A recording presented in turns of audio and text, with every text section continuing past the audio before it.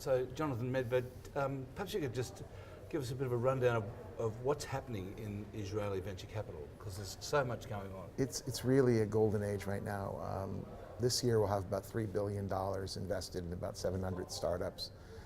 These startups go on to either do their IPO in New York, where Israel represents the fourth largest concentration of companies of any country in the world, or they get bought by the big international multinational giants such as Google or Cisco or Intel. These companies are changing our world, whether it's in water technology or medical technology, agriculture, feeding the world. The thing is that Israel is punching way above its weight. It's a population of what, 7 million people? 8 million now. 8 million people. It is a little above our weight. Look, we're considered the startup nation, and what's happened is that we have a culture where kids just want to create stuff and want to take the risk. We live in a society where risk is accepted because it's part of life. Our kids all serve in the army, and believe me, that's a lot more risky than fighting with your board of directors. We live in a society where we're under threat, where, to a certain degree, Jews have been under threat forever. And so the idea of stepping out of your comfort zone and trying to create something cool or new, for many people, that's a risk that's unacceptable outside of Israel. In Israel, that's a sort of everyday risk which everybody wants to take. So, you don't know Australia very well, but no. What I love it. What I know, I love. I mean, this place is, you guys have a really enormously... But what we don't have is a venture capital culture. I think this will change, and I think it will change really, really fast, because I think Australians are risk takers. I mean, I don't think that pulling stuff out of the earth is a simple, straightforward process. You got to take risk. I think that a lot of you have great entrepreneurs who have gone on to create worldwide empires, and I think you're ready for that. I think in the technology area, you've got the universities and the skills and the smarts. What you're missing now is this ecosystem of money.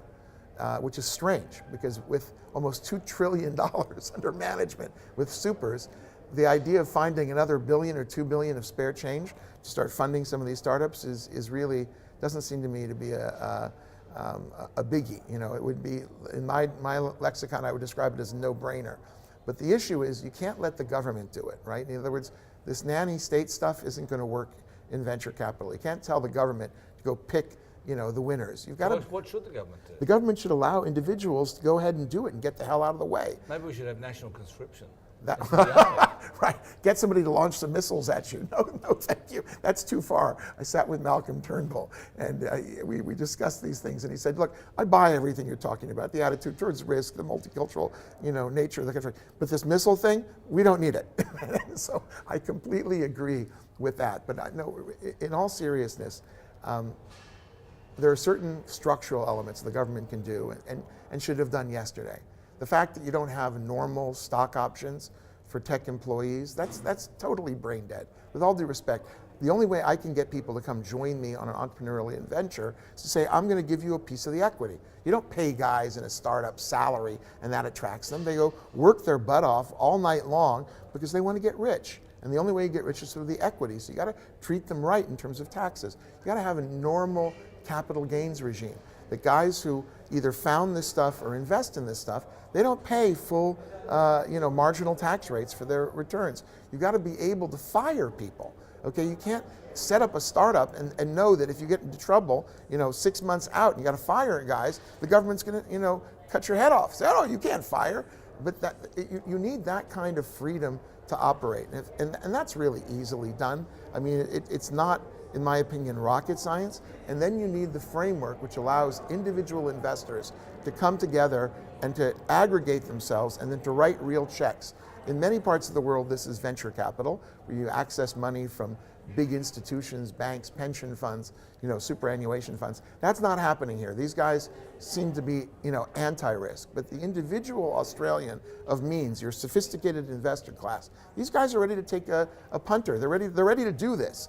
How do I know this? Because they do it with me. I've got a site called Our Crowd, and we have almost 400 Australian investors who have written over $10 million of checks to Israeli startups. So these same people, by the way, are saying, give me Australian product. I'd like to invest. I think they're smart people here. And I think that by A, having these, what we call crowdfunding frameworks, and B, the government getting a little bit out of the way and saying, you know what, go ahead, create this engine of growth, it'll happen because the people are here, your culture's right, okay? It's not, and I think that things will happen.